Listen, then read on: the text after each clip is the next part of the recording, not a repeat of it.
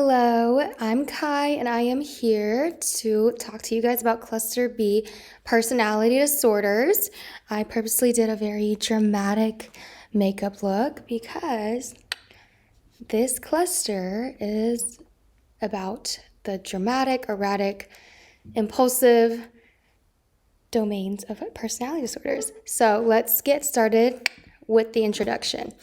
So some criterion that we want to make sure that we have when we diagnose someone with a personality disorder, this goes for all of them, but this has to be an enduring and pervasive pattern that, number one, deviates from the culture, is inflexible, leads to clinically significant distress or impairment in areas of function.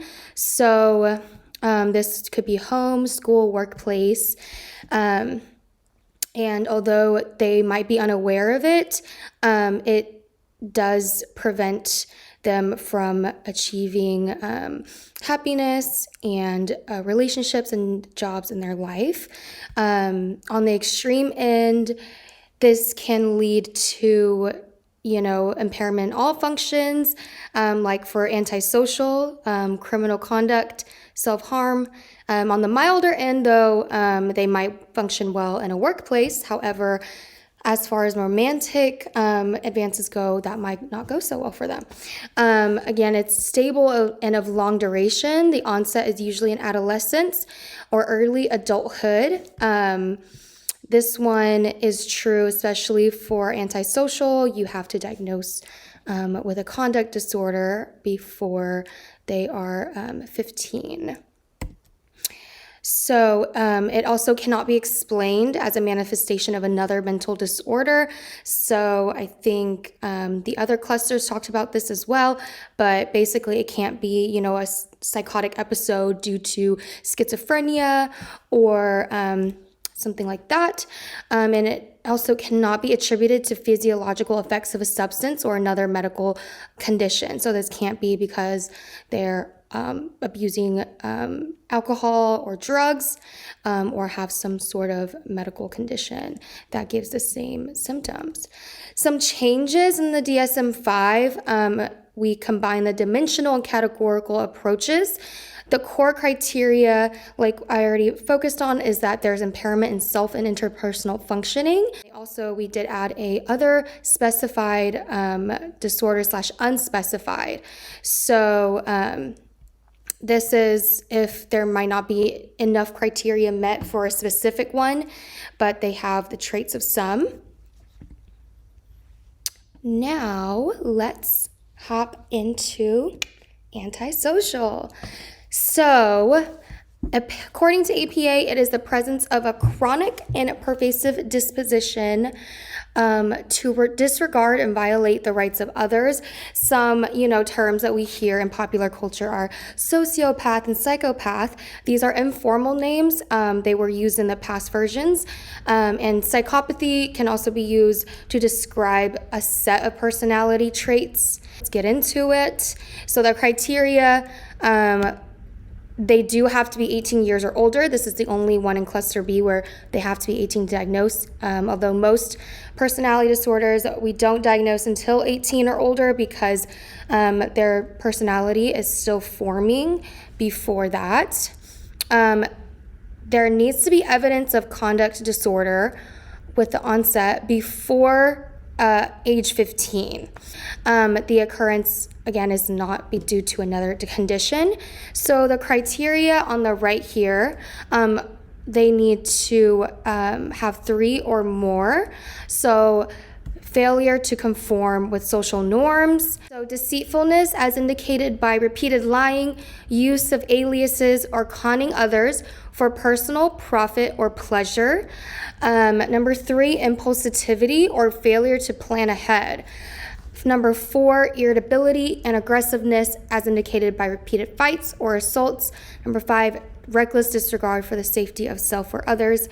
Number 6, inconsistent, irresponsible, as indicated by repeated failure to sustain consistent work behavior or honor financial obligations. Number 7, lack of remorse. This would be them being indifferent or rationalizing and explaining why they had to hurt, mistreat, or steal from someone else. Conduct disorder, just going over this real quick. Again, we said aggression to people, animals, destruction of property, deceitfulness or theft, and serious violation of rules. So they have to be diagnosed with this before age 15. The prevalence of this is about 1 to 4%. Personality disorders in general have a lifetime prevalence of about 9%. This is more common in men than in women. However, this could be due to the emphasis on the aggressive behavior. In prison populations, this prevalence increases by 10%. And there is a higher prevalence in those with the lower IQ and reading levels. This one is kind of interesting to me because I always thought of, antisocial, sociopathic individuals to be very smart, but that also could just be the ones that maybe get caught up in crime. And we know poverty, socioeconomic levels affect behavior, so that could attribute to that. And I got a little gift of the Joker. So some associated features of this, we covered, lack of responsibility, not good judgment. They tend to blame others, rationalize, and have criminal activity. Domestic violence, divorce is frequent. It's very comorbid with substance abuse. So this kind of goes in hand with the disregard to safety of their self and violation of rules. In severe cases, you can see a lot of immorality, and it's very disturbing. So think, Ted Bundy. Have high risk for different things like STDs, infections, and have higher mortality rates. As far as pretty much all these disorders, we don't have a specific one thing. It's a multifaceted situation, but we do know that genetic and environment does play a role in this. So there is a good amount of heritability, adverse childhood experiences, and conduct disorder and ADHD are also correlated. As far as biological causes, you can see that they have found some genes and chromosomes and variations of those that tend to be a predictive factor. And they've also found that there is a dysfunction in the oxytocin receptor gene. So this oxytocin gives you those happy, good feelings. And so if, there's dysfunction in that, this could be a reason why there's a lot of deviant relationships and behavior. So I wanted to play a scene from The Joker.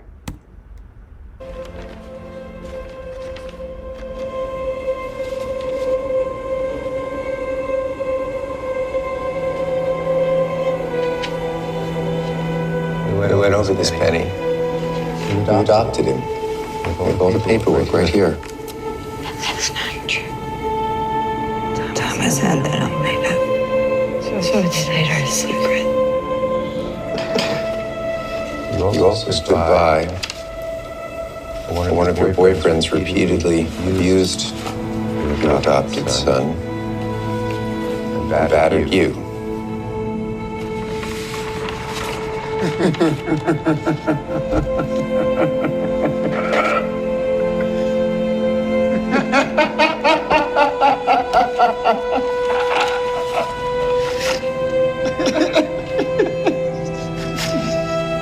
And Penny, your son was found tied to a radiator in your filthy apartment, malnourished with multiple bruises across his body and severe trauma to his head. I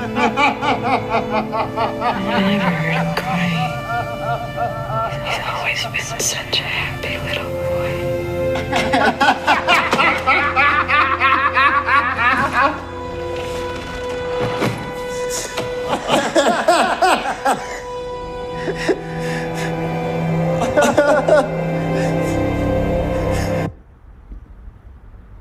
So this is kind of probably everybody's, first idea of when you think of movie characters of someone who has ASPD.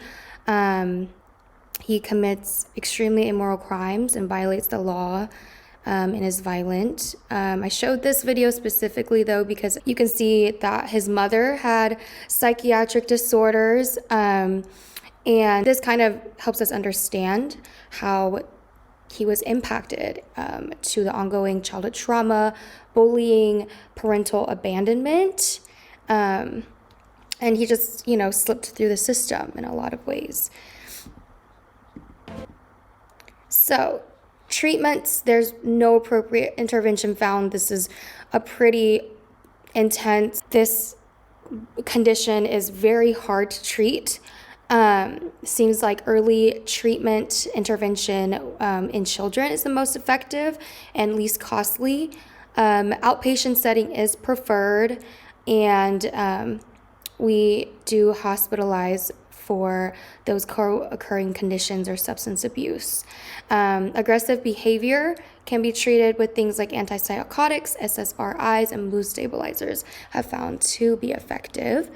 Again, this is a chronic condition, and they do find that it gets more moderate with older age. So remission rates, they around 35 years old. Interestingly, they did find that there were greater remission rates for individuals who had never been imprisoned or imprisoned for longer periods. Some of the similar diagnoses that we find some overlaps is with narcissistic personality disorder. However, the difference is that they're not aggressive or deceitful per se. Borderline, they're manipulative, but it's for reassurance and nurture. And substance use disorder does cause that impulsivity and irresponsibility, but it must be ruled out before. All right, so let's cover our next one, which is borderline. So borderline is described as a pervasive pattern of instability of interpersonal relationships, self-image and affects, and marked impulsivity, beginning by early adulthood and present in a variety of contexts. And I got my girl Cassie in Euphoria down here as a good example for this disorder. So the criteria, they must have 5 or more of these. First one is they have intense efforts to avoid real or imagined abandonment. So this can come off as very clingy, very dependent. You could be just hanging out with another friend or going out, but they feel like because they weren't invited that this was you abandoning them. Number 2, we have a pattern of unstable and intense relationships. So there's a lot of extremes with this. So one moment they could be idealizing, and the next moment they are devaluing someone. Usually that's when they do feel like you've abandoned. Number 4, impulsivity into areas that are potentially self-damaging. So unsafe sex, substance abuse, self-harm, eating disorder, any of that. There needs to be recurrent suicidal behavior, gestures, threats, or self-mutilating behavior. So borderlines have the highest rate of suicide, and a lot of times this could be another way of them trying to avoid abandonment. Number 6, affective instability due to marked reactivity of mood, chronic feelings of emptiness, inappropriate anger, or difficulty controlling anger. So you can see that impulse dysregulation there. And number 9, transient stress-related paranoid ideation or severe dissociative symptoms. You'll hear later in the interview, but the dissociation, I think a lot of times can go hand in hand with anger. So some associated features, we see that affective instability is the clearest form symptom in borderlines. As far as relationship goes, they engage in splitting, which is when you think of somebody as all good or all bad.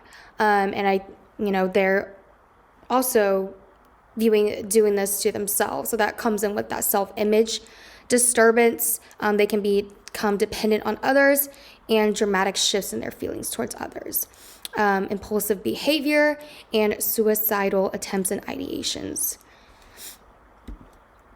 You can see the rate of suicide for borderlines is about 8 to 12%. Bipolar and BPD, it's significantly higher than those other ones. They most of the time have at least one comorbid psychiatric disorder. So depression and anxiety are highly common.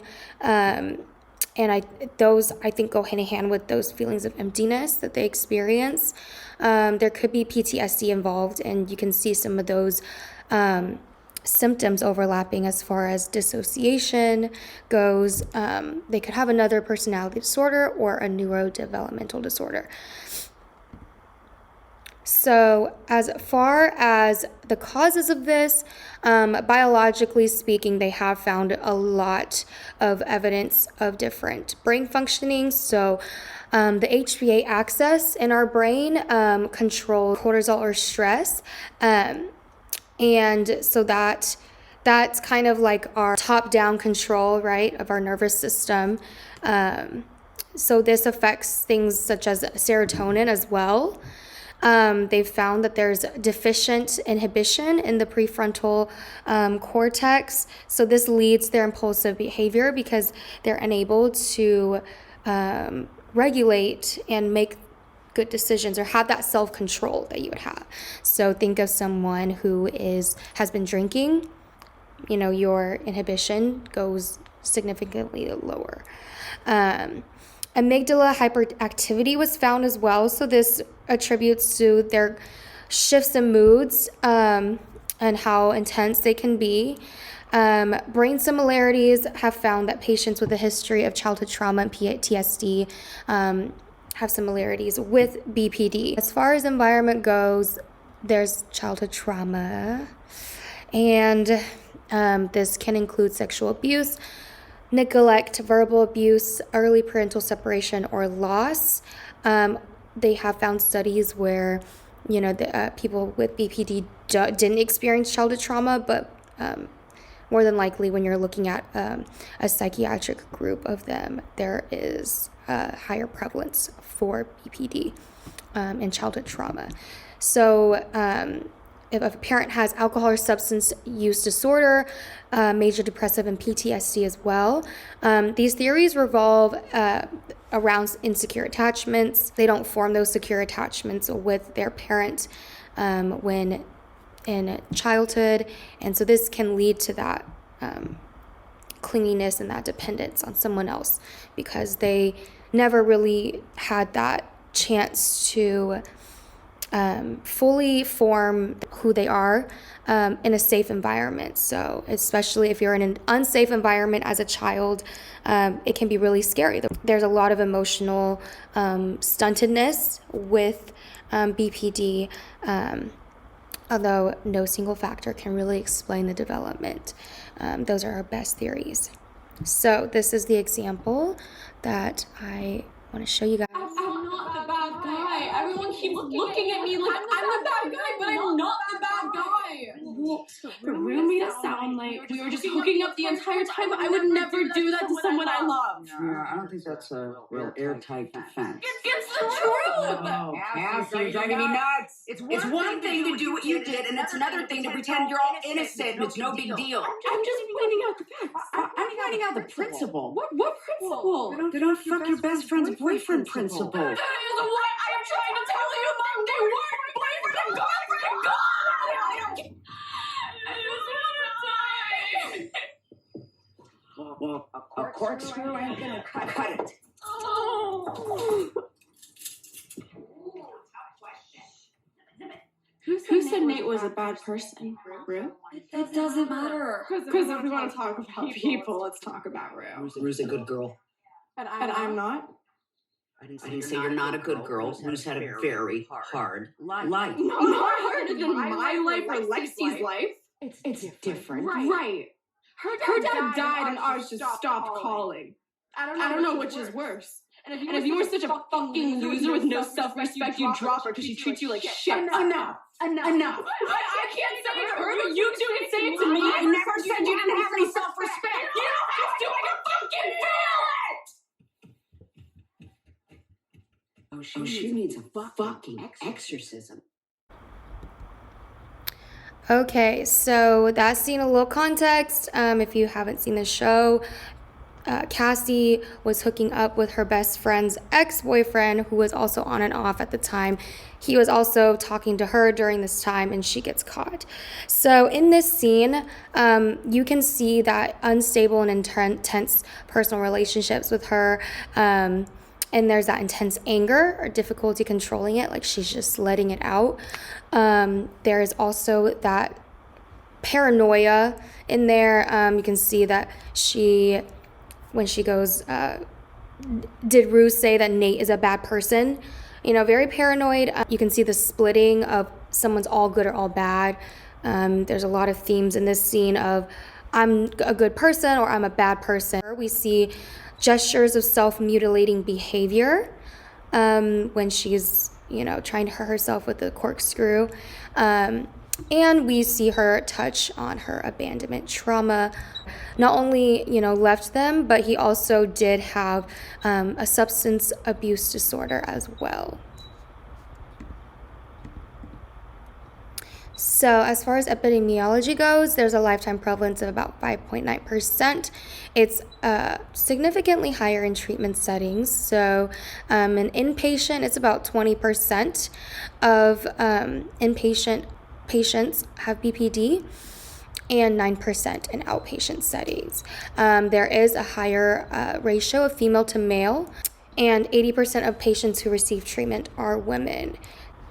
As far as treatment goes, they found that a lot of psychotherapies help, but dialectical behavior therapy is the most effective form of CBT because it puts that emphasis on the impulsive behavior and their emotional instability. It helps to identify and change those negative thinking patterns. They tend to be very rigid. It's also good for treating suicidal and other self-destructive behaviors. As far as the therapy modality, we want to make sure that there is structure for the patient, and we want to focus on emotional processing.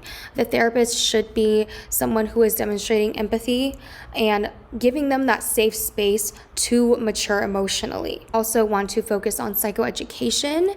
So this means informing the patient and the families of what this looks like, how best they can react and help the individual. Medication, some have been prescribed mood stabilizers and low-dose antipsychotics. As far as suicide prevention, lithium has been found to be effective, and something cool, and I think to add is that omega-3 fatty acids, when taken in an adjunct, are effective for preventing self-harm. So always good with those natural, healthy alternatives. So this is an interview with somebody that I actually used to work with. She is a recovered borderline, and she is an LPC. And so I'm going to come back to the slide if we have time. If not, I'm going to upload this as a separate thing, but it's extremely, extremely insightful. I think especially if you are in counseling, this is going to be very beneficial for you. We discuss her experience, her childhood trauma. She talks about advice for clinicians and hope for the field and our approach to borderline and some telltale signs that somebody is borderline. So great for diagnosing. But I'm going to move on right now. So let's go to histrionic.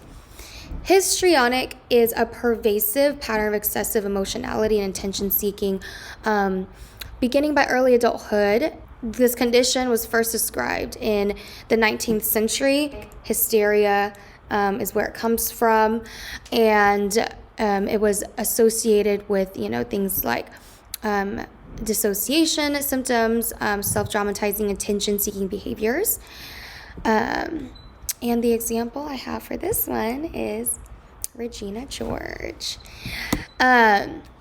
So criteria, they must meet 5 or more of this. So number 1, people with histrionic disorder may feel underappreciated or disregarded when they're not the center of attention.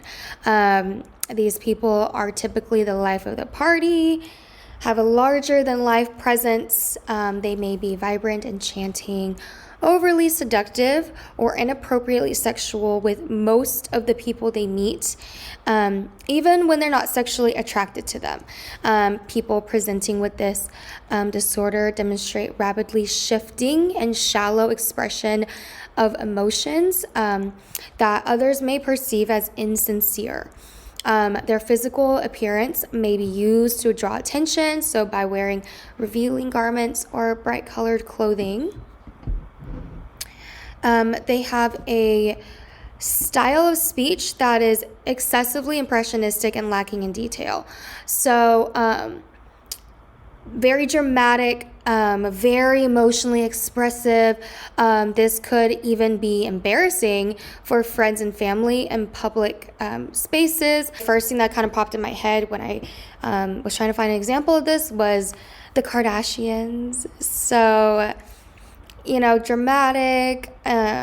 However, sometimes it's like not a lot of content. Number 6, they show self-dramatization, theatricality, and exaggerated expression of emotion.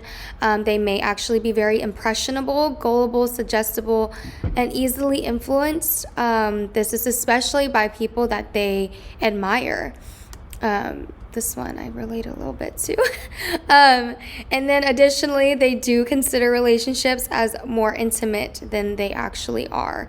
So they think that they are very close with someone, although it is, they might have just met them a few days ago. Some associated features of this disorder, they're egocentric. I think that's a cool term, but that just means that they typically think that their behavior is normal, so they struggle to identify it as a problem. So this lack of insight contributes to the underdiagnosis of this personality disorder. They may appear shallow or, fake, or that they don't really care. They present as flirtatious, seductive, charming, manipulative, and lively. So I'm going to show a little clip of Regina George. More than that. She's the queen bee, the star. Those other two are just her little workers. Regina George. Just to assign someone to... Is he bothering you? Jason, why are you such a skis? I'm just being friendly. You were supposed to call me last night. Jason, you do not come to a party at my house with Gretchen and then scam on some poor innocent girl right in front of us 3 days later. She's not interested. Do you want to have sex with him? No, thank you. Good. So it's settled. So you can go shave your back now. Sit down. Why don't I know you? I'm in school as I'm not retarded. So you've actually never been to a real school before? School. That's really interesting. Thanks. You're like really pretty. Thank you. So you agree? What? You think you're really pretty? Oh, I don't know. So fetch. What is fetch? Oh, it's like slang from England. So if you're from Africa, so we'll see you tomorrow. Whatever. I'm getting cheese fries. Get in, loser. We're going shopping.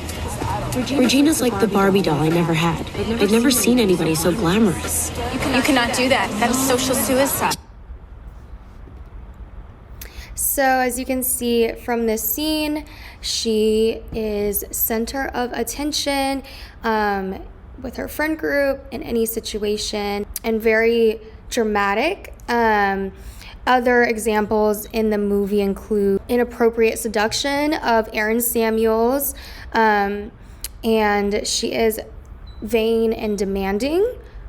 It has a 2% prevalence, and it is about 4 times as likely to be diagnosed in women. Women might actually be overly diagnosed with this disorder compared to men. due to sexual forwardness being less socially acceptable for women. Furthermore, men maybe less likely to report their symptoms and are underdiagnosed that way. The explicit cause is unknown.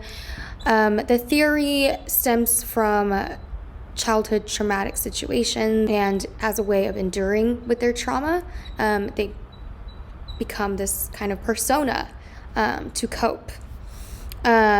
We've also found some correlation with parenting styles. So this is styles that lack boundaries, overly indulgent, inconsistent, and parents may be the role model for this dramatic, erratic, inappropriate sexual behavior. It does tend to run in families, so there is that risk factor, family with a history of personality disorders, psychiatric illness, or substance use disorders. And going back to Regina George, you can see that her mom does model that behavior of very bigger than life and sexual behavior. Hello, so I actually recorded the entirety of the second part of this video and it did not choose to save. So treatments for histrionic personality disorder, we recommend psychotherapy. We recommend a one-on-one situation because since they do like to be the center of attention, it's not good for them to really be in a group because they can tend to try and take over it and disrupt the group. We want to be focusing on giving them that encouragement and reassurance because we want to reduce emotional distress, improve their self-esteem, and enhance their coping skills. And so a therapist can do that through attentive and sympathetic listening. Psychodynamic therapy has also been found to be great. This is very insight-oriented, so the goal is to help them alter their aspects of their dysfunctional personality by integrating those developmental milestones that they may have missed in previous stages of emotional maturation. We want to help them resolve those underlying unconscious conflicts. And behaviorally, we can also target this by encouraging them to substitute the excessively dramatic speech for a more adaptive action or behavior to promote better communication with other people in their life. Patients learn to recognize that hypersexual behavior is maladaptive is another goal of treatment, and helping them discover healthier ways to develop self-esteem. So in this sense, we can use things such as role play modeling and things like that. As far as medication goes, they can be prescribed something for their mood to target impulsivity that is found to be effective. For therapists treating HPD, we want to make sure that you're setting really strict, firm boundaries because they do tend to act inappropriately in sexual ways. Right. So now we are heading to the last cluster B personality disorder, and that is narcissistic personality disorder. So this disorder is actually named after Narcissus from Greek mythology. He was the Greek god that fell in love with his own reflection, and that was what led to his demise. So Freud also used this term to describe people who were self-absorbed, someone who needed that grandiose fantasy and ambition and feelings of entitlement to bolster his or her self-esteem. And I used Miranda Priestley. We'll show you a scene of that later from Devil Wears Prada. So in narcissistic personality, we see that grandiose sense of self, so someone who is exaggerating their achievements. Another common thing is to be expecting to be recognized as superior without actually completing the achievements. So they're not licensed or they don't have the certification, but they feel as if they are entitled to that position of superiority. Another criteria is that they are preoccupied with fantasies of success, power, brilliance, beauty, or perfect love. I think to a degree we kind of do this as people. We see a movie or a show and we're like, oh my gosh, like that looks incredible, that looks so cool, I can't wait till I have that rom-com love one day. But most of the time we just think about it and we're not preoccupied, we're not fixated on the idea, we don't ruminate about it. So we you might have that idea and you just move on, but there's that preoccupation for narcissistic personality disorder. They believe that they're special and can only be understood or should only associate with other special people or institutions. They have a sense of entitlement, such as unreasonable expectation of favorable treatment or compliance with his or her expectations. They are also exploitative and takes advantage of others to achieve their own ends. They lack empathy and is unwilling to identify with the feelings and needs of others. 8 is often envious of others or believes that they are envious of him and her. So that could just be, a projection of their envy towards other people, that they assume that other people feel that way towards them as well. And lastly, they show arrogant, haughty behaviors or attitudes. So I included the little gif of that's all, because iconic. Associated features, they are highly comorbid with other mental disorders. This includes substance abuse.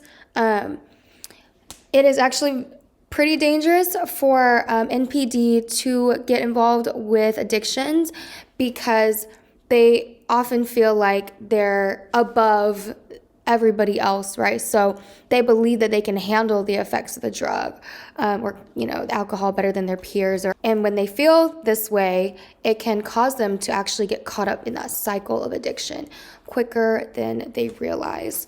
They are also comorbid with other personality disorders, so especially other ones in cluster B and schizotypal. Intersection of that has to do with the preoccupation with fantasies of perfect love, like success and beauty, and they're kind of, I think, prone to that magical thinking or wanting to believe things that serve them and make them feel better about themselves. Scholars do think that everybody with ASPD also has NPD, and you see that overlap with the lack of empathy, with the exploitation, their willingness to get ahead, take advantage of others. It's also positively correlated with extroversion, agreeableness, and authoritative parental figures. They found that stylish and expensive clothes are actually positively correlated with narcissistic traits. So again, Devil Wears Prada. She is very fashionable. I will play a little scene. This is at the end of the movie. Miranda, if you haven't seen the movie, is a head of a fashion magazine, and in the end, she pretty much betrays somebody that's been with her for a long time, and so her and Anne Hathaway have this conversation about that. The truth is, there is no one that can do what I did, including her. And many of the other choices would have found a job impossible when our magazines have suffered. Especially because of the list. The list of designers, photographers, editors, writers, models, all of whom were found by me, nurtured by me, and have promised me they will follow me. Whenever and if ever I choose to leave my way. So he reconsidered. I see a great deal of myself in you. You can see beyond what people want and they need, and you can choose for yourself. I don't think I'm like that.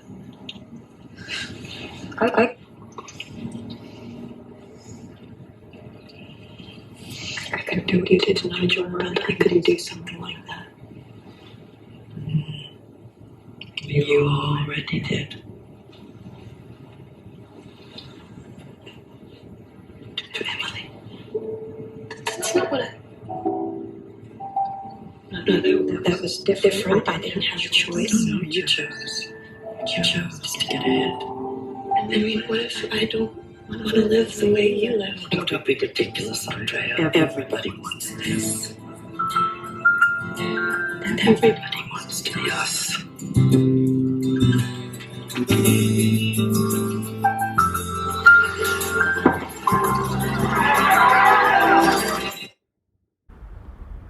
Okay, so lots to unpack, but you can see from that scene when, especially that line when she says, you can see beyond what people want and they need, and you can choose for yourself. So she's basically just saying, you're gonna do your thing, and you don't need to care about other people, right? She's above it. Another thing is that she warms up to Anne Hathaway in the end of the movie because, again, she says she starts seeing herself in her. So that grandiosity, you can see her talking about nobody else can do this job as good as me. Her willingness to get ahead. And she kind of brings Anne Hathaway into her, glamorous life, and finally accepts her as somebody who is on the same level as her, right? I like you because I can see myself in you now.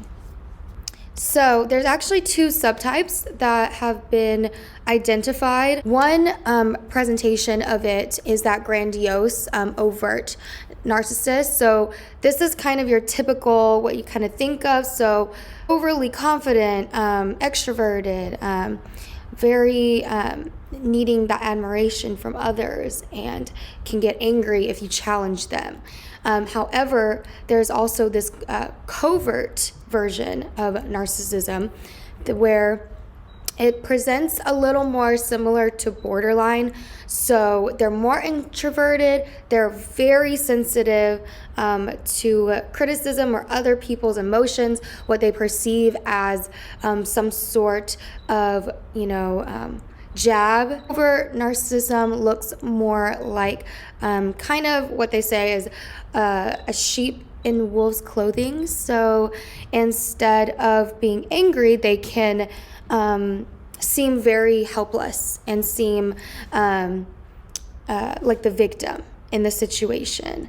And they can employ tactics like guilt tripping or to get what they want. All right, so in epidemiology, the prevalence of this disorder is 6.2%, which is pretty higher compared to the other cluster Bs. There's a higher prevalence in males, and there have been studies that find that Black men and women and Hispanic women have a higher prevalence of NPD. The way that this has been kind of explained is the systemic oppression and intergenerational trauma that has occurred in the history of these races, especially in the U.S., and I think that makes sense. It is 3 times more likely for people in their 20s than their 60s, so this is something that, can kind of decrease with age. When you're younger, you kind of have that grandiose sense of self, and, then you get humbled and life humbles you a little bit.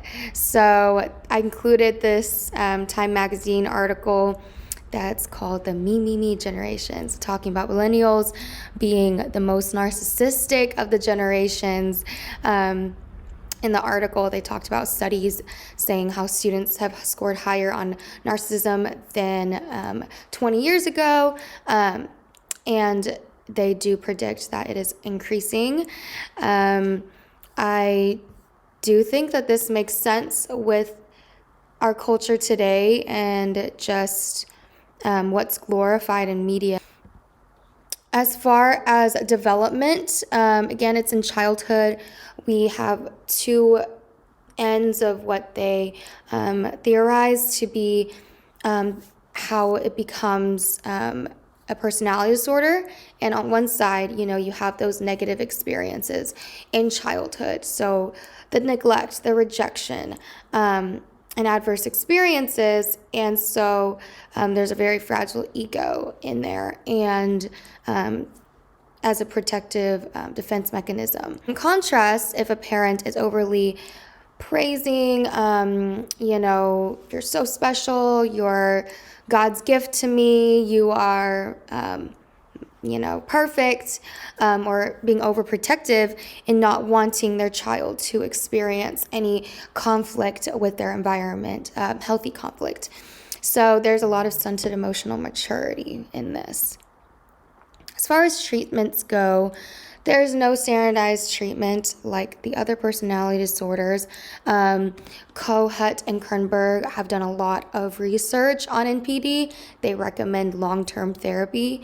All the approaches we use really focus on removing those defenses during sessions because there can be a lot of reactivity with them, especially someone else's perception of them. And so that can really block them from moving forward in therapy and addressing their symptoms and issues. Transference-focused therapy can be used to help them express emotions healthily, and schema-focused therapy can help them really activate their emotional senses. As far as medications go, medications for their symptoms of anxiety, depression, and mood can benefit. Okay, so now that we've covered everything, so you can see there are some overlapping characteristics on a lot of these of, lack of empathy or focus on the self and attention-seeking behaviors. A lot of anxiety there in this group. They can present in mild forms and extreme forms that really debilitate the individual. It can be hard for therapists to treat them because we don't know if they're going to be consistent or if they're going to be truthful. As far as etiology, it's very multifaceted. Most of it is rooted in childhood experiences. There can be a genetic predisposition to the disorder, and there's a lot of correlation with parenting styles and how kids are parented. So more authoritarian environments that are inconsistent, where there's no structure, where, the child doesn't feel safe in the environment that they're in emotionally. As far as treatment goes, we recommend psychotherapy with medication to address those co-occurring or other symptoms that they are having. I do think that as far as future research, there needs to be a standardized treatment for these disorders because especially cluster B can be so destructive in their own lives and the lives of others, that lack of empathy, the lack of regard for their own safety or safety of others, self-harm, and suicidal gestures and behaviors are all things that are very concerning, especially with borderline. They have such a high rate of suicide. We need to give some extra attention to in the future because some of this can be preventable if we really work towards removing the stigma around personality disorders and mental health and receiving help. Family members and friends encouraging someone to get the adequate help that they need as well. So raising awareness for these disorders can be great because they can be unaware a lot of times as well. The more that we can kind of bring that awareness to them, the more that we have that chance of getting the right help for the patient. And last but not least, here are some discussion questions that you guys can answer. These are just brainstorms. You don't have to answer one of these. You can write about whatever you want, but here are some interesting questions that I would be very curious to hear your answers to. Here are my references. And all right, here we are again. So thank you guys for listening and paying attention. I really hope you guys learned something from this. I had a lot of fun making it. I got a little too perfectionistic about it, which is why you are getting this just a little bit late. But yeah. And I will link my interview with Kristen. Please listen to it, or I'm going to add it at the end of this video. It is so useful. It took me hours to edit down a 40-something minute podcast interview into 10 minutes. So it goes through her history, her recovery, and her advice for clinicians, as well as what she's learned in the field. She's worked in a variety of settings and now has her own private practice. So she is very, very knowledgeable. And yeah, so I'm going to go ahead and start that. Thank you guys for joining me, and I will see you in class. I feel like Jeffree Star.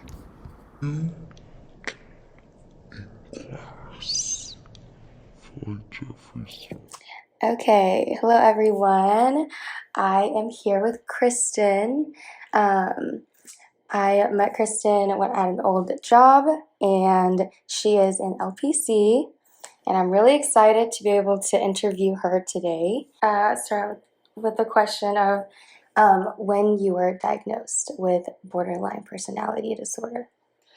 So when I was 23 years old, I really was suffering from some major depression. I had suicidal ideations, and I was placed in a hospital. And I spent a week there with a psychiatrist, did MMPI 2, and when he finally came back to me at the end of my stay, he said he suspected I had borderline. Didn't really understand what that meant, and he never explained it to me. So I was almost 40 before I really understood what it meant. But basically, I struggled with dysregulated mood, feelings of abandonment, rejection.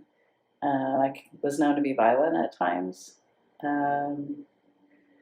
Yelled and screamed and ranted and raved. But for the most part, I could be pretty calm most of my life, but then I could fly off the handle at the slightest thing, which usually meant somebody embarrassed me or rejected me, or I felt like they were going to leave me.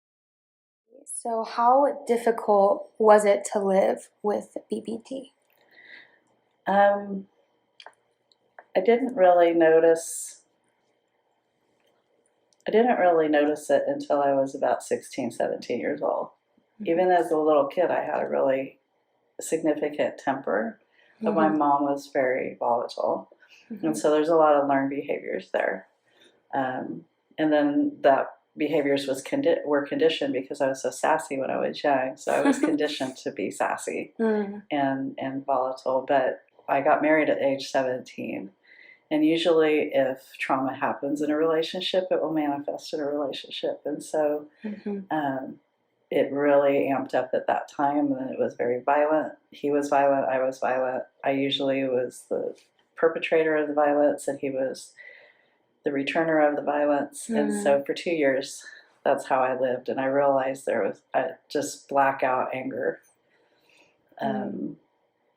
Just completely disassociate? Just, yeah, almost a dissociative amnesia. Yeah, but it was scary because I had never been like that before. I'd always been a pretty passive person. And so I wasn't, it was really scary for me to get that so blinding and feeling so out of control and so confused. But at the same time being clear-minded, because I was raised in chaos. So when everything would get chaotic, my mind would clear at times. So I often caused chaos just so I could feel clear-headed. Yeah. So yeah, it was a really scary time for me. So we soon got divorced, and then I'm a single mom. And so it calmed for a long time, unless like I was dating a guy and he didn't want to see me that day, or he didn't act the way I wanted him to act. And then I would just have these explosive outbursts of emotions that I didn't understand. So when I married my husband at 23, he tolerated me really well.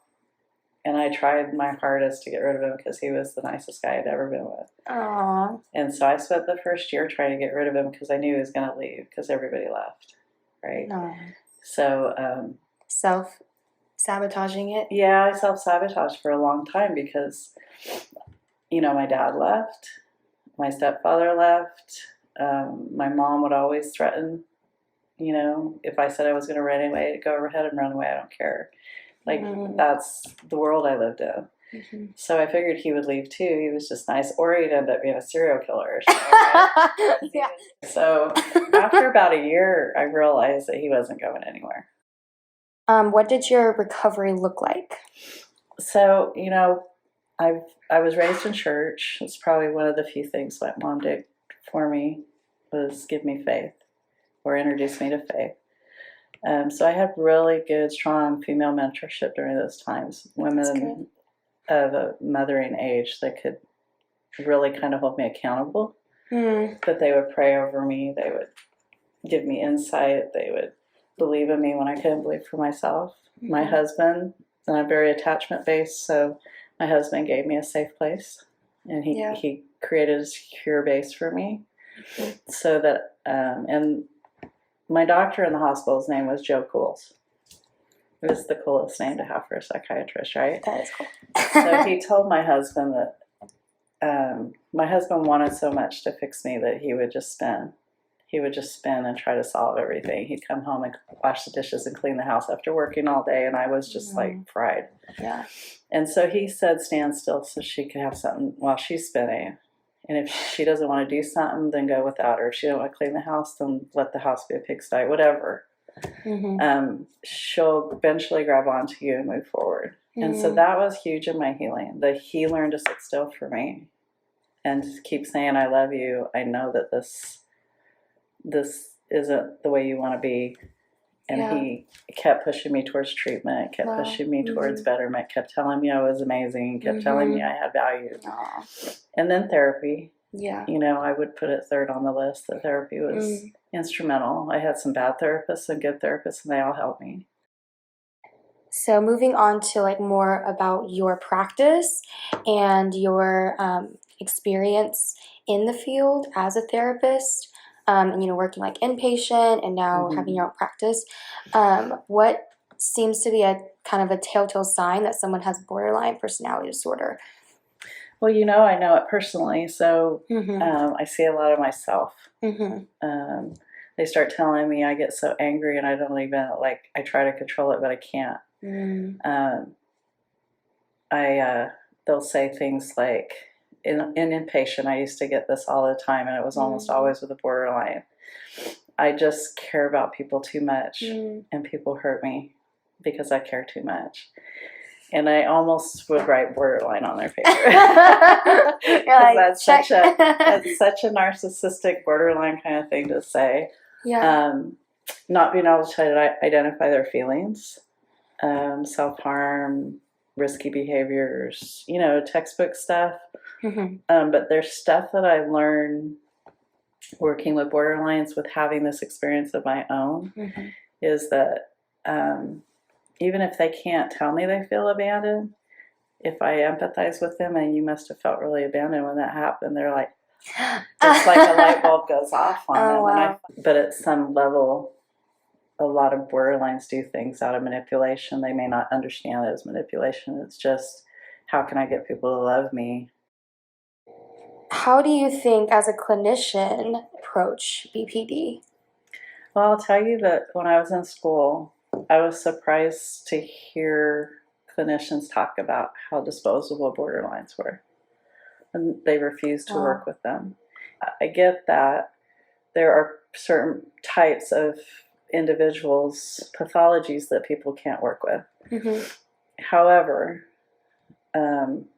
when you say that someone's borderline and you don't want to work with them, you're saying that their behavior is all that they are.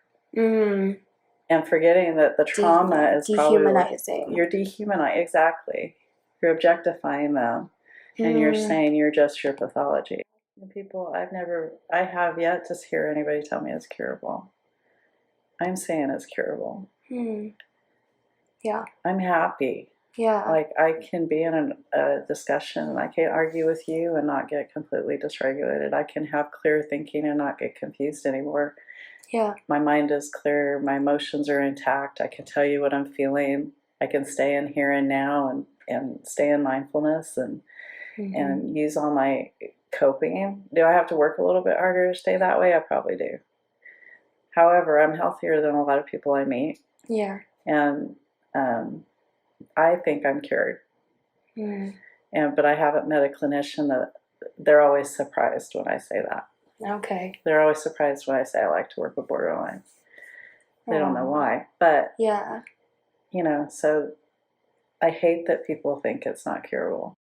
Well, those are all the questions I have for you. Thank you so much for sharing your story. It was really powerful when we worked together, and like hearing you talk about the things that went on in your life. So, any last words from you? I just wish everybody luck, and I appreciate you picking me. And I hope that everyone got something from that and can keep what Kristen said in your mind as we move forward in our classes and our journey as clinicians and when we are practicing in the field.